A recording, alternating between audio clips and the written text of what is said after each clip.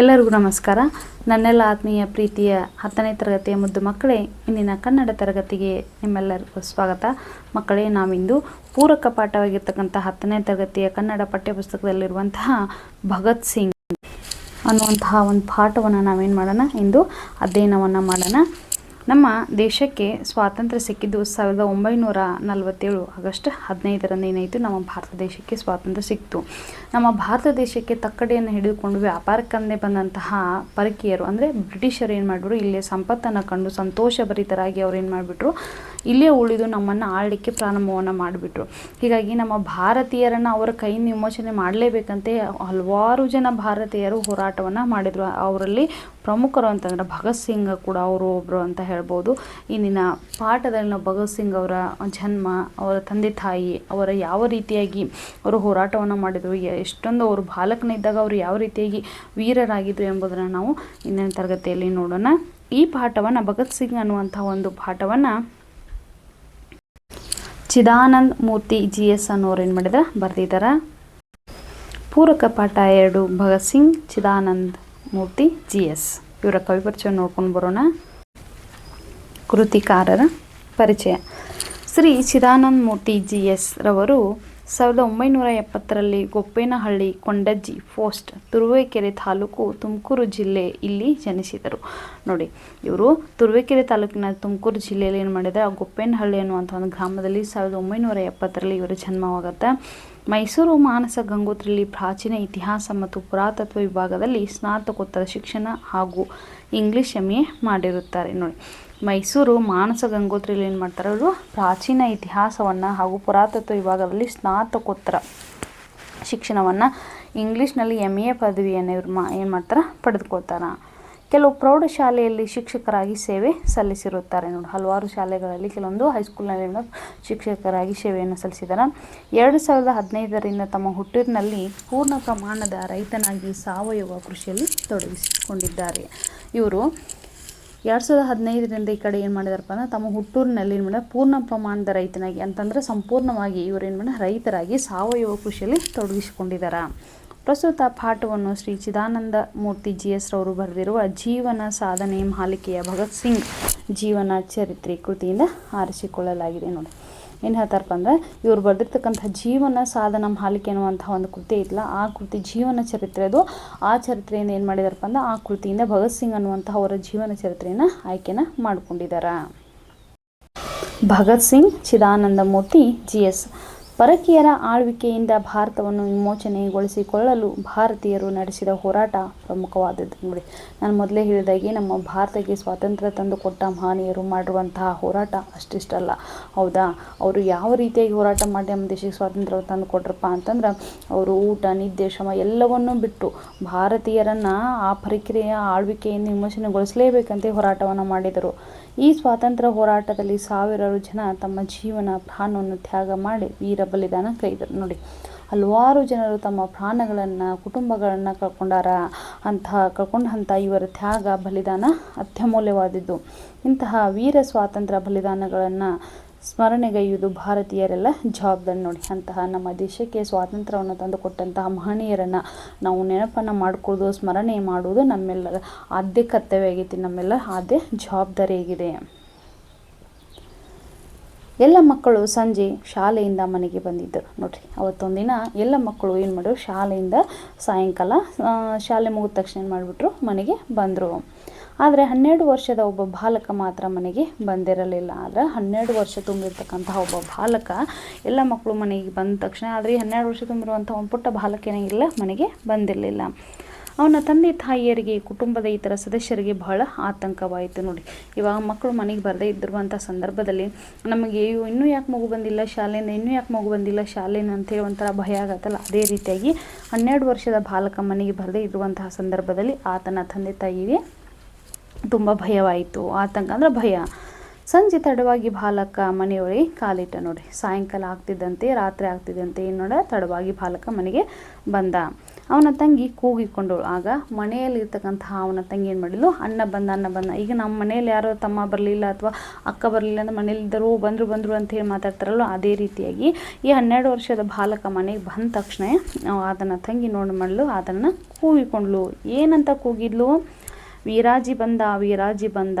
ಅವನಮ್ಮ ಓಡಿ ಬಂದು ಬಾಲಕನನ್ನು ಬಿಗಿಯಾಗಿ ಅಪ್ಪಿದಳು. ನೋಡಿ, ಆಗ ತಂಗಿ ಆತನ ನೋಡಿ ವೀರಾಜಿ ಬಂದ ಅಂಥೇಳಿ ಕೂಗಿದ ತಕ್ಷಣ ಅವಳ ಅಮ್ಮ ಏನು ಮಾಡಿಬಿಟ್ಲು, ಅವನನ್ನು ನೋಡಿ ಓಡಿ ಬಂದು ಯಾಕಪ್ಪ ಇಷ್ಟು ಲೇಟ್ ಮಾಡಿದೆ ಅಂತ ಬಿಗಿಯಾಗಿ ತಬ್ಬಿಕೊಂಡು ಅಳಲಿಕ್ಕೆ ಪ್ರಾರಂಭವನ್ನು ಮಾಡಿದ್ಲು. ತಾಯಿಯ ಕಣ್ಣುಗಳನ್ನ ನೀರು ಧಾರಾಕಾರವಾಗಿ ಹರಿಯತೊಡಗಿತ್ತು. ನೋಡಿ, ತಾಯಿ ಅಲ್ವಾ, ಮಾತೃದೇವೋಭವ ಅಂತ ಕರೀತಾರೆ. ಆ ತಾಯಿ ಆದವಳು ತನ್ನ ಮಗ ಲೇಟಾಗಿ ಮನೆಗೆ ಬಂದ, ಯಾಕೆ ಬಂದ ಇವನು ಇಷ್ಟೊತ್ತು, ಅದು ಪ್ರತಿದಿನ ಸರಿಯಾದ ಟೈಮಿಗೆ ಬರ್ತಾಯಿದ್ದ ಮಗ.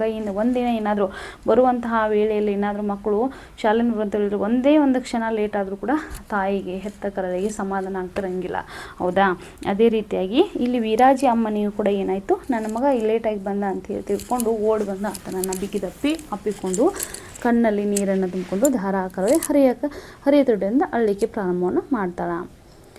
ತಂಗಿ ಕೊಟ್ಟ ಹಣ್ಣುಗಳನ್ನು ತಿನ್ನದೆ ನಿಂತಿದ್ದ ಬಾಲಕನ ಮುಖದಲ್ಲಿ ಗಾಂಭೀರ್ಯವನ್ನು ಕಂಡು ತಂಗಿಗೆ ಆಶ್ಚರ್ಯವಾಯಿತು. ನೋಡಿ, ಅಣ್ಣ ಬಂದ ತಕ್ಷಣ ವೀರಾಜಿ ಬಂದ ಅಂತೇಳಿ ಏನು ಕೂತ್ಕೊಂಡ್ಲ, ಅವಳು ಬಂದಕ್ಕೆ ಏನು ಮಾಡಲು ತನ್ನ ತಂಗಿ ಆತನಿಗೆ ತನ್ನ ತಂದೆ ತಾಯಿ ತಂದಿರುವಂಥ ಹಣ್ಣುಗಳನ್ನು ತಿನ್ನಲಿಕ್ಕೆ ಕೊಡ್ತಾಳೆ ಅಣ್ಣನಿಗೆ. ಆದರೆ ಬಾಲಕ ಏನಾಗಿದ್ದಲ್ಲ, ಈ 12 ವರ್ಷದ ಬಾಲಕ ಮುಖ ತುಂಬ ಗಂಭೀರದಿಂದ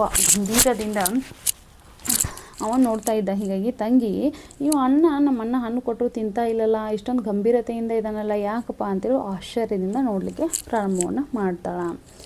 ದಯವಿಟ್ಟು ನನಗೆ ಏನನ್ನು ತಿನ್ನಲು ಹೇಳಬೇಡ, ಬಾ ನಿನಗೆ ಏನೋ ತೋರಿಸುತ್ತೇನೆ ಎಂದು ಗಂಭೀರ ಧ್ವನಿಯಲ್ಲಿ ಹೇಳಿ, ನೋಡಿ ಅವನೇನು ಮಾಡಿದ, ಊಟದ ಡಬ್ಬಿಯಲ್ಲಿದ್ದ ರಕ್ತದಲ್ಲಿ ತೊಯ್ದ ಮಣ್ಣನ್ನು ಹೊರತೆಗೆದ. ನೋಡಿ, ದಯವಿಟ್ಟು ನನಗೆ ಈ ಹಣ್ಣನ್ನು ತಿನ್ನಲಿಕ್ಕೆ ನೀನು ಹೇಳಬೇಡ ತಂಗಿ, ನಾನು ನಿನಗೆ ಏನೋ ಒಂದು ತೋರಿಸ್ತೀನಿ, ಬಾ ನನ್ನ ಜೊತೆ ಅಂತ ಹೇಳಿ ತನ್ನ ಗಂಭೀರತನದಿಂದ ಅಂದ್ರೆ ಕೂಡಿದಂಥ ಒಂದು ಧ್ವನಿಯಲ್ಲಿ ಏನು ಮಾಡಿದ, ಕರ್ಕೊಂಡು ಹೋಗಿ ತನಗೆ ಹಾಕಿರುವಂತಹ ಊಟದ ಡಬ್ಬಿ, ಏನು ಊಟವನ್ನು ಮಾಡಲಿಕ್ಕೆ ತಾಯಿ ಪ್ರತಿದಿನ ಡಬ್ಬಿಯನ್ನು ಕಟ್ತಾ ಇದ್ಲೋ ಆ ಡಬ್ಬಿಯಲ್ಲಿ ಊಟದ ಡಬ್ಬಿಯನ್ನು ಹೊರಗೆ ತೆಗೆದಿಟ್ಟು ಅದರಲ್ಲಿ ರಕ್ತ ತೊಯ್ದ ಮಣ್ಣನ್ನು ಏನು ಮಾಡಿದ, ಹೊರಗೆ ತೆಗೆದು ತೋರಿಸ್ತಾನ.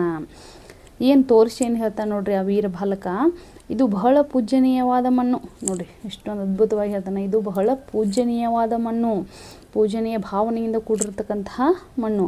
ಜಲಿಯನ್ ವಾಲಾಬಾಗ್ ಹತ್ಯಾಕಾಂಡದಲ್ಲಿ ಹುತಾತ್ಮರಾದವರ ರಕ್ತದಿಂದ ಈ ಮಣ್ಣು ಒದ್ದೆ ಆಗಿದೆ ಎಂದು ಹೇಳಿ ಜಲಿಯನ್ ವಾಲಾಬಾಗ್ ನೆತ್ತರಿನ ಆ ಮಣ್ಣಿಗೆ ವಂದಿಸಿದ ಆ ಬಾಲಕನೇ ವೀರ ಭಗತ್ ಸಿಂಗ್. ನೋಡಿ, 12 ವರ್ಷದ ಬಾಲಕನಿದ್ದಾಗಲೇ ಜಲಿಯನ್ ವಾಲಾಬಾಗದ ಬಗ್ಗೆ ಎಷ್ಟೊಂದು ಅದ್ಭುತವಾಗಿ ಪೂಜನೀಯ ಭಾವನೆಯಿಂದ ಹೇಳ್ತಾನಪ್ಪ ಅಂತಂದ್ರೆ ಯಾರು, ಭಗತ್ ಸಿಂಗ್. ಊಟದ ಡಬ್ಬಿಯಲ್ಲಿ ತೆಗೆದುಕೊಂಡಿರುವಂಥ ಊಟ ಮಾಡ್ತಿರುವಂಥ ಡಬ್ಬಿಯಲ್ಲಿ ತೊಯ್ದ ಮಣ್ಣನ್ನು, ರಕ್ತ ಸಿಕ್ತ ಮಣ್ಣನ್ನು ತೊಗೊಂಬಂದು ಪೂಜನೀಯ ಮಣ್ಣು ಅಂತ ಹೇಳ್ತಾನೆ. ತನ್ನ ತಂಗಿ ತೋರಿಸ್ತಾ ಇದ್ದಾನೆ.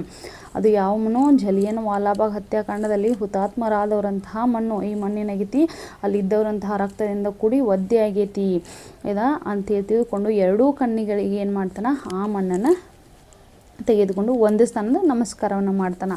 ಆ ಬಾಲಕ ಯಾರು, ಬೇರಾರು ಅಲ್ಲ, ಆತನೇ ವೀರ ಭಗತ್ ಸಿಂಗ್.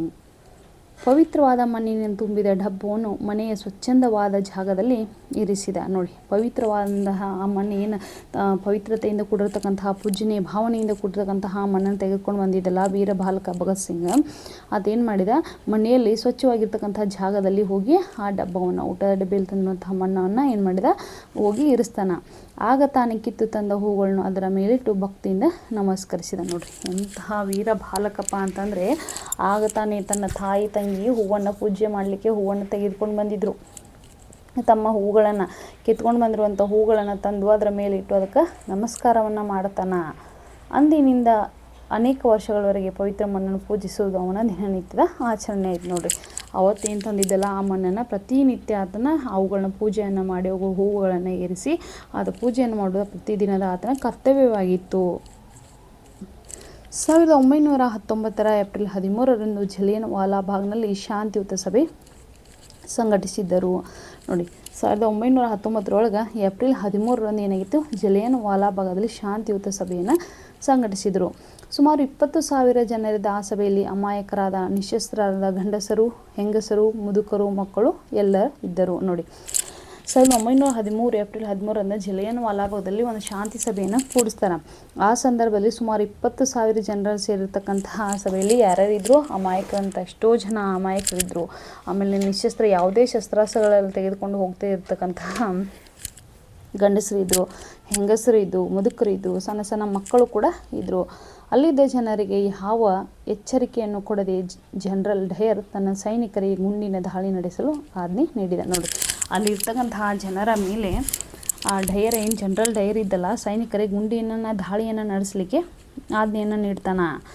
ಈ ಜಲಿಯನ್ ವಾಲಾಬಾಗ್ ಹತ್ಯಾಕಾಂಡದಲ್ಲಿ 400 ಜನ ಕೊಲ್ಲಲ್ಪಟ್ಟರು, 1200ಕ್ಕೂ ಹೆಚ್ಚು ಜನ ಗಾಯಗೊಂಡರು. ನೋಡಿ, ಆ ಜಲಿಯನ್ ವಾಲಾಬಾಗ್ ಹತ್ಯಾಕಾಂಡ ಏನಿಲ್ಲ, 400 ಜನ ಏನು ಮಾಡಿದ್ರು ಅಂತಹ ಸಂದರ್ಭದಲ್ಲಿ ಸಾವನ್ನಪ್ತಾರೆ, 1200ಕ್ಕೂ ಹೆಚ್ಚು ಜನ ಗಾಯಗೊಳ್ತಾರೆ. ಮಕ್ಕಳೇ, ಜಲಿಯನ್ ವಾಲಾಬಾಗ್ ಬಗ್ಗೆ ನಿಮಗೆ ಒಂದು ಸಂಕ್ಷಿಪ್ತವಾಗಿ ಹೇಳ್ತೀನಿ.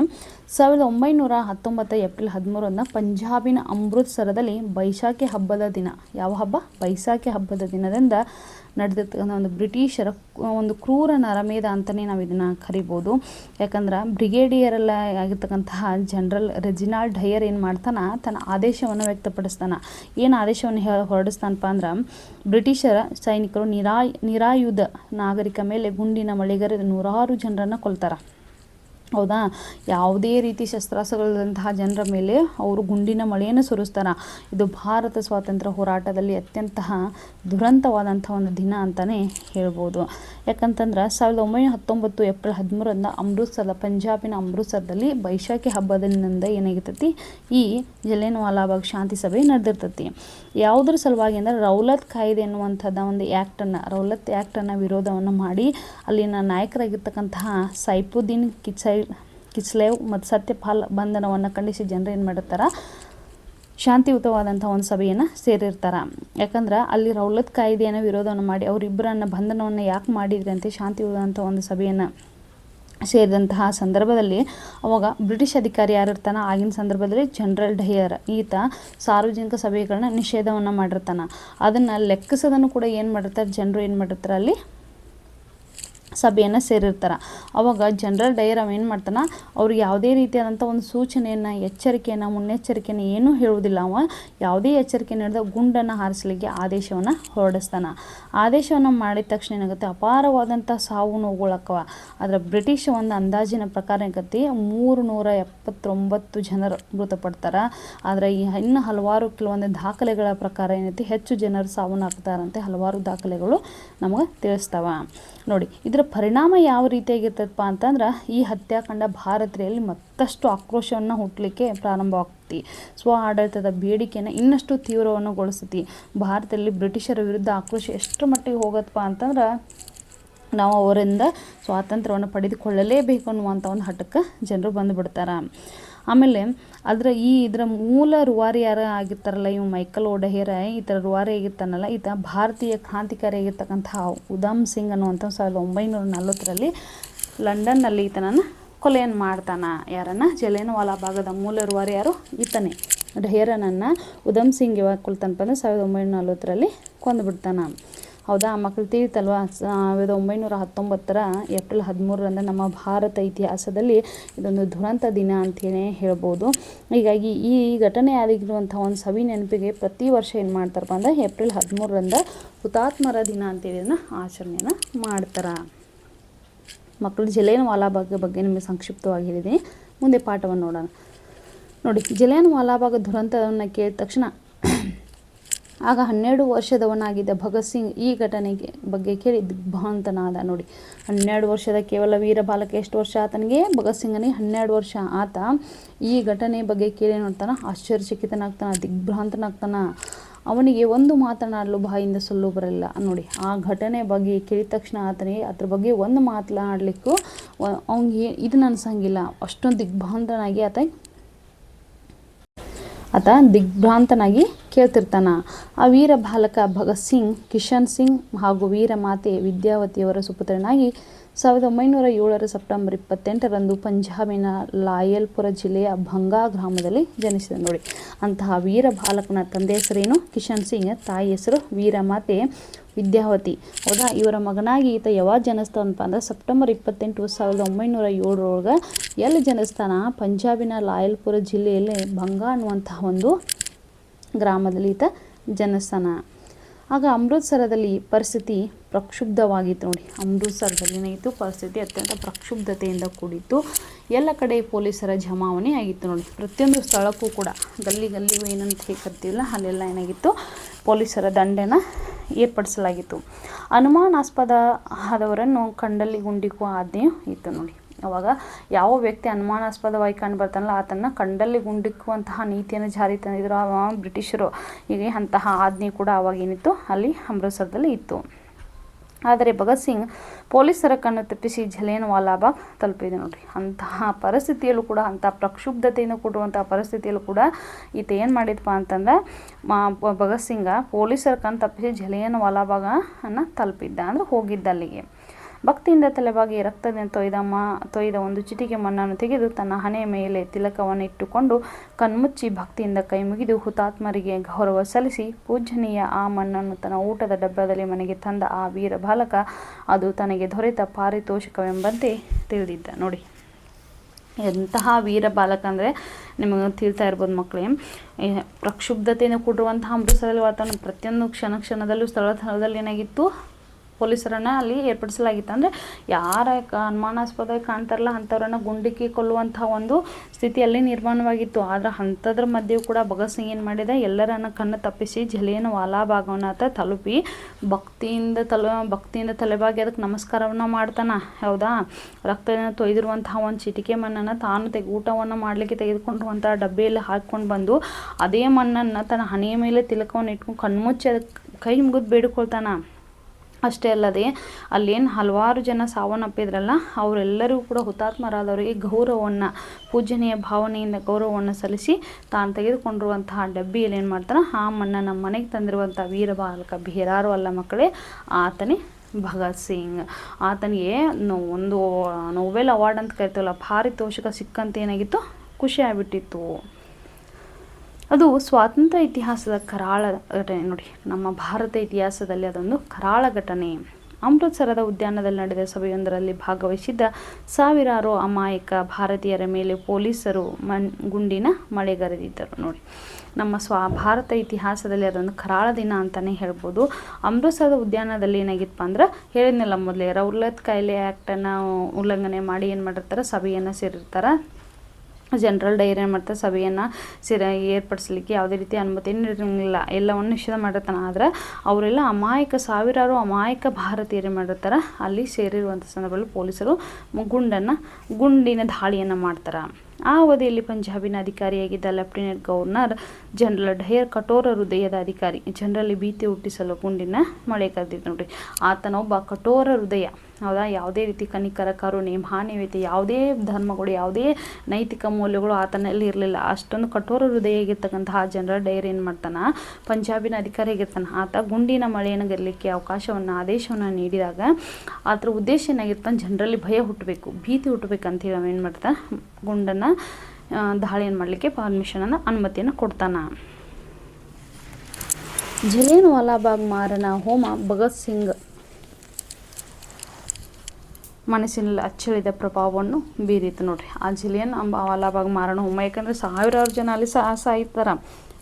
ಹಲವಾರು ಜನ ನಿಶಸ್ತ್ರರಾಗಿರ್ತಾರೆ, ಅಮಾಯಕರು ಇರ್ತಾರೆ, ಮಕ್ಕಳು ಇರ್ತಾರೆ, ಮುದುಕರು ಇರ್ತಾರೆ, ಸಣ್ಣ ಮಕ್ಕಳು ಎಲ್ಲರೂ ಕೂಡ ಏನೋ ಇರ್ತಾರೆ, ಅದರಲ್ಲಿ ಸಾವನ್ನಪ್ತಾರೆ. ಆ ಘಟನೆ ಆತನ ಮನಸ್ಸಿನಲ್ಲಿ ಅಚ್ಚಳಿದಂತೆ ಉಳಿದ್ಬಿಟ್ಟಿತ್ತು.